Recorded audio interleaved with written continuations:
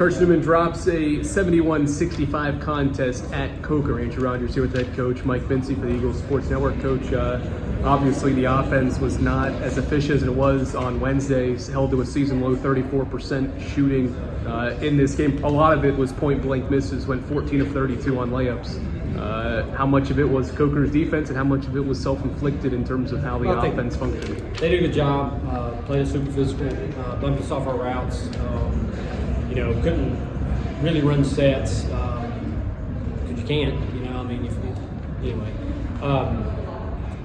So they were chasing us off three-point line. Clearly, they just wanted us to shoot a bunch of threes, so they wanted to make sure that we beat them with twos. And so I think we did the right thing. I think we made the right reads. I think we got downhill a lot and got to the rim, but on the road we didn't can them enough that we needed to be able to pull out a victory. And a lot of statistical categories: offensive rebounding, turnover, discrepancy, all that kind of stuff. Free throws, did a pretty good job, but you can't win games on the road if you're going to miss that many layups.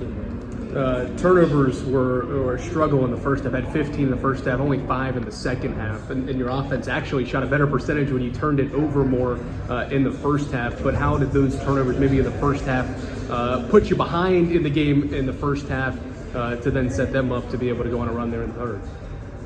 I'm not real sure how to answer that. I know we turned it over, and that's one of the things I told them. Like, if you want to have a chance to win, you can't turn it over that many times in the second half. And Booker said we had 5 in the second half. Yep. That's solid. So that means we took a lot of shots in the second half. A lot of those shots were, I would call them pretty good shots near the rim, but there were probably a lot of shots that were like, we don't need to be taking jump shots. We're giving us lanes to get to the rim, and again, we just didn't convert. Went down as many as 14 there with I think 5 or 6 minutes left in the game. Got it as close as 5 down the stretch. What do you appreciate about when things could have gone the other direction and Coker could have pulled away?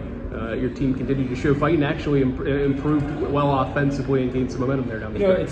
This is the third game on the road that we've lost where we haven't played very well, we haven't shot it very well, but we're still giving ourselves a chance to win the game. And honestly, after I got the technical, and I wasn't really trying to get one, but trying to get my point across, I did get one.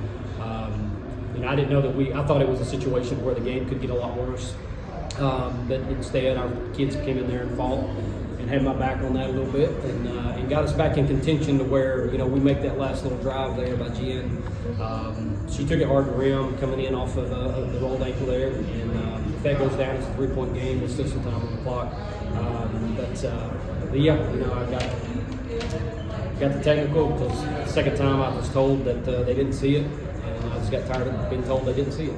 What's the emphasis back at home on Wednesday against Lincoln Memorial? They won today. What do you emphasize to get ready for them on Wednesday? It's a long basketball season. Congratulations to Coker. It's a good win for them, certainly, as they're having a great year. We're right now, 11-3. All 3 road losses where we haven't necessarily played well, especially from an offensive end. And that's the thing that I already know this, and I've reiterated to the kids. It's a long basketball season. This one went in Coker's favor. I'm glad that they won. Or not glad they won. Happy that they can celebrate this one. But we got a lot of January and February left. Obviously, LMU can play basketball really well. They're a good basketball team.